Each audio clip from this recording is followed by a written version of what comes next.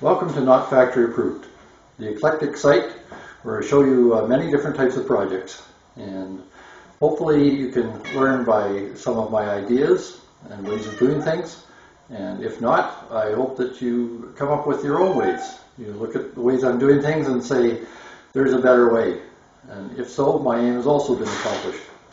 Hope you enjoy.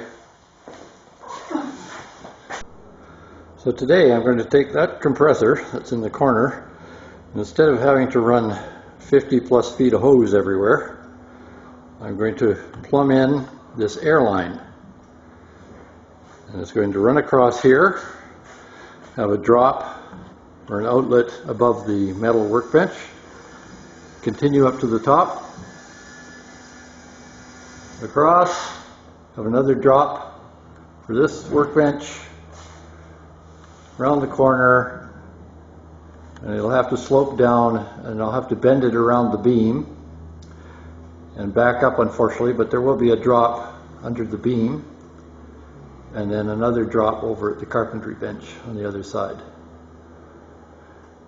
The thing is to try and keep moisture out, so as much as possible I'm going to have it slope from there all the way back across until it comes down to here, so that water will drain into the water trap, which is on the end of the compressor. There will also have to be a water trap at each of the drops on the other side, especially the one above the beam, or below the beam over there. And that will come down and just be convenient.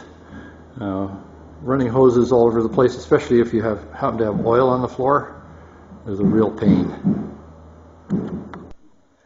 So the line that the plumber gave me for this airline is, see there, Vipert. It is 1/2 inch CTS-CD. It's 200 psi at 73 degrees Fahrenheit, or 100 psi at 180 degrees Fahrenheit. So it ought to be more than adequate for 125 psi maximum at room temperature. There are several ways to cut this.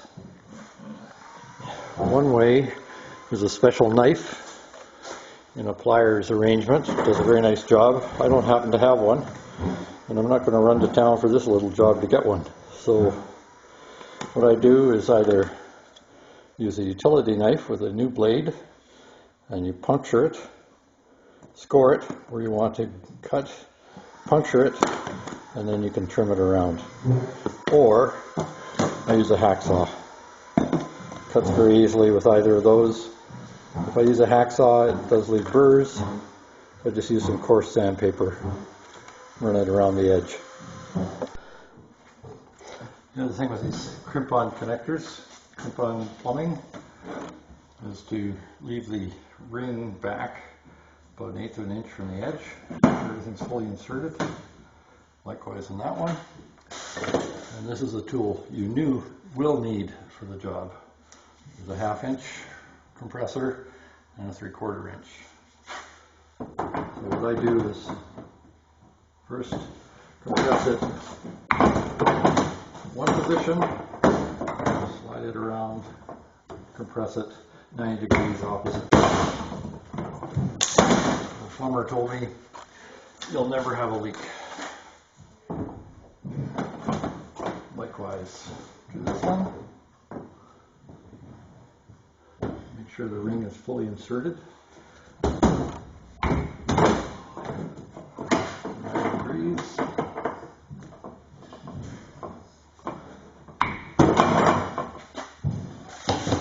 And there you have it. And that will run up. And will be a continuous downward slope to the compressor and water trap. There will be a fitting here with an airline attachment for a hose, and continuing up. It's important to keep 90-degree turns to as few as possible, because that creates turbulence and that releases water from the compressed air. Now this tubing comes in coils. obviously, and it tends to keep that shape, which is somewhat awkward. So that's the only way I've tried using heat. That didn't really work very well. So what I find is you just have to run it the opposite way until you're happy with how straight it is. Just keep working it. You can feel it stretching.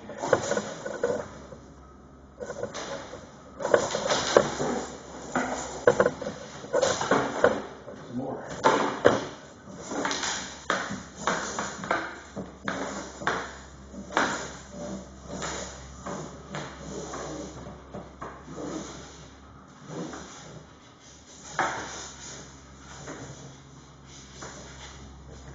There's the burrs I was telling you about.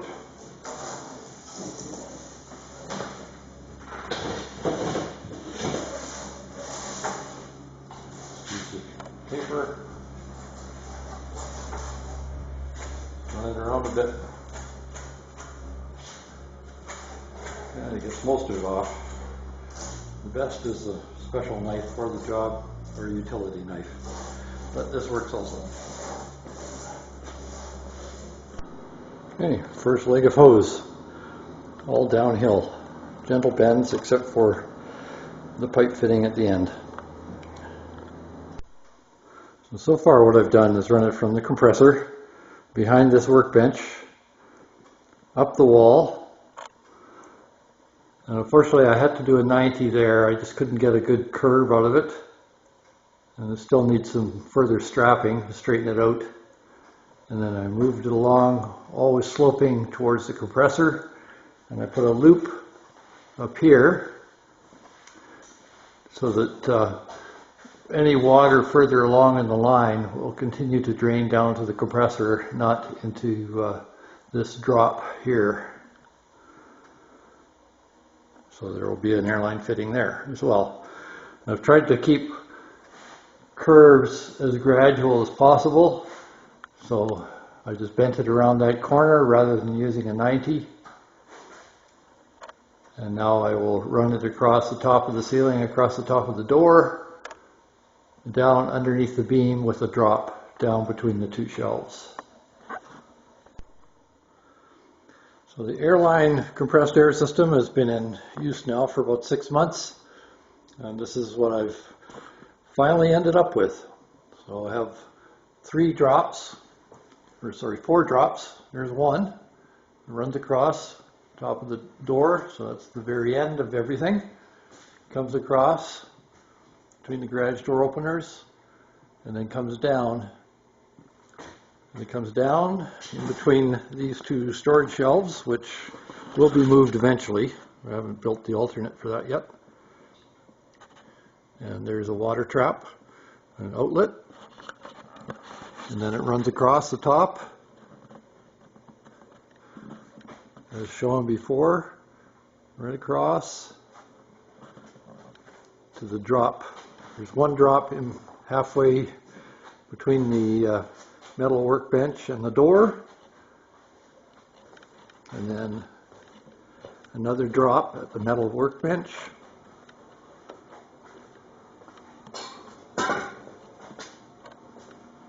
and that runs across. I put it up on top of the table.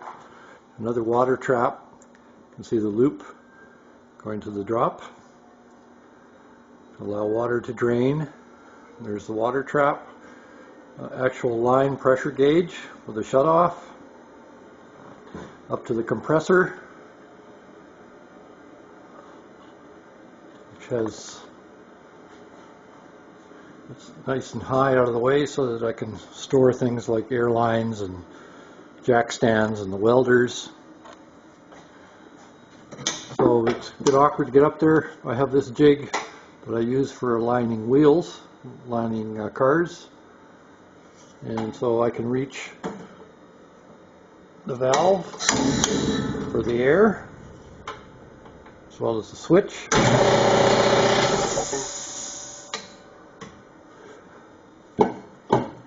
And then I've just changed the oil, so it's all nice and clean. And I have that line with a plug at the top. I just drop that down into an oil container when I want to change the oil. Let it drain overnight. And it looks from here like it's overfilled, but it isn't. And then there's a plug on top here, which I can use, which I can fill up the crankcase of the compressor. The system works well, does everything I planned for it to do. There is a fair amount of water that I have to keep draining, but it's kind of the nature of the beast. And I don't have to run long hoses, which always drove me nuts in the other garage. Always getting in the way, knocking things over, wrapping themselves around stuff. This works